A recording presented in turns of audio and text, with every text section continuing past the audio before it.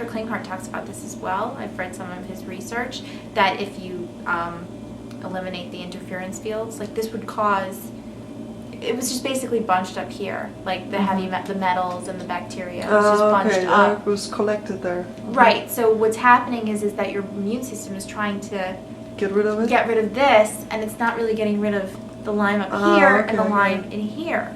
So once they went in and antibiotics can't even get to it. So that's what I was told. I was told that antibiotics can't get to that part because what happened is it's dead bone from getting my wisdom teeth taken out, and all the bacteria is in there, and it's closed up. So right. it's like, so how did you get rid of the bacteria in there? Well, I had to get a cavitation done. So what I did was I went and I got thermal imaging before I got my cavitation.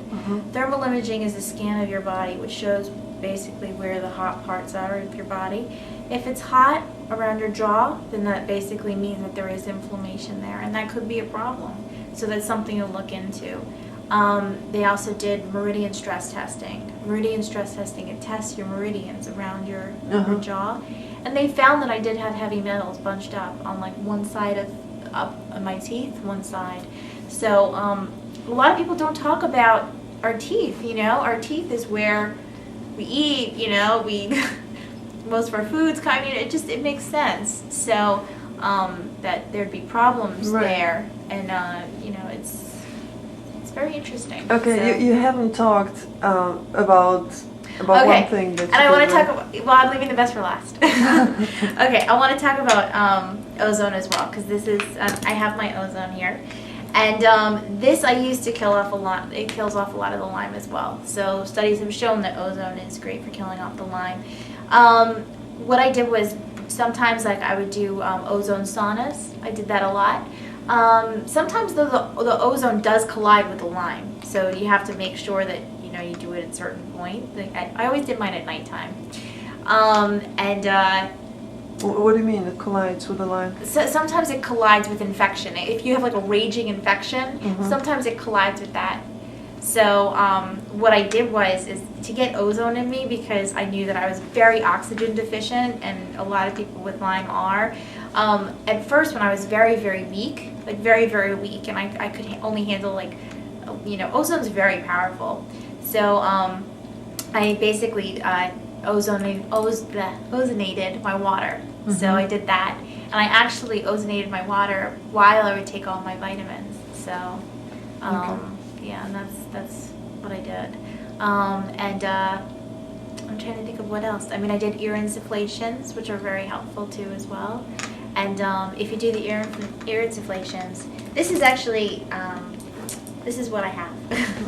So this is the jar. It's a bubbler, and in this bubbler you put make sure you put some water in there, and these go in here.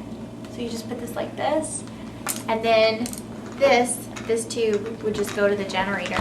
So I don't know if you could see it here, but yeah. So here was my ozone generator, and I've pretty much lived on this too while I was getting better, and this has been a huge part of the puzzle.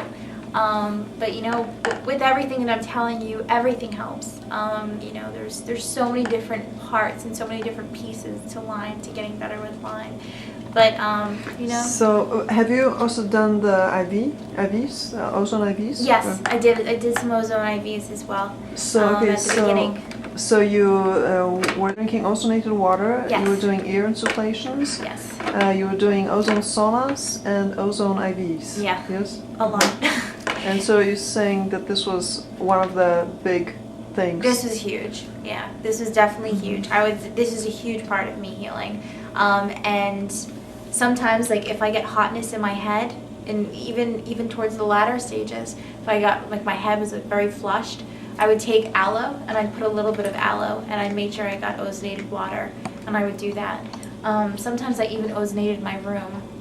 This actually is very antibacterial, so it's cleans the air and everything. Yeah. So sometimes when I was in another room, and let's say in the morning I'm taking a shower, I would just put this on, and I would just ozonate my room, and it would I'd come back, and it would just be I'd know that it was fresh and bacteria. Yeah. So mean, ozone is probably very, very healthy. You know, it's good. It was one of the one of my better treatments.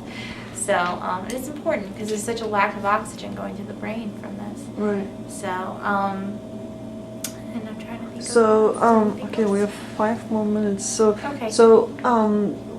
How would you say, if you would express it in percent, Yeah. like how much of your health have you regained?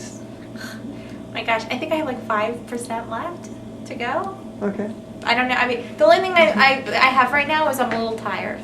But I don't know whether that's because it's cold out or because I've just come out a lot. I don't know. Mm-hmm. But it's you know, it's nice. It's not I don't have that fogginess anymore, that brain fog anymore. So yeah, that was a big deal. That's a a huge deal with people with Lyme disease. You know, I didn't have any physical symptoms other than the chemical sensitivity and, you know, minor outbreaks or allergic reactions or electrosensitivity. Most of mine was 100% neurological.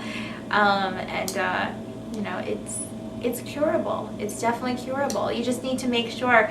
I mean, I made it my job to get better, you know, and I guess having all these devices and especially, you know, it's just all this helps every single day, and it's just a matter of just remembering to do it because we're so, you know, a lot of people with Lyme are so foggy, and just going about it every day and just doing it religiously, and you know, and knowing that there's going to be an end. Right. So, and knowing that people have overcome Lyme disease, you know, so it's doable. It's just when you're in it, you don't really see it.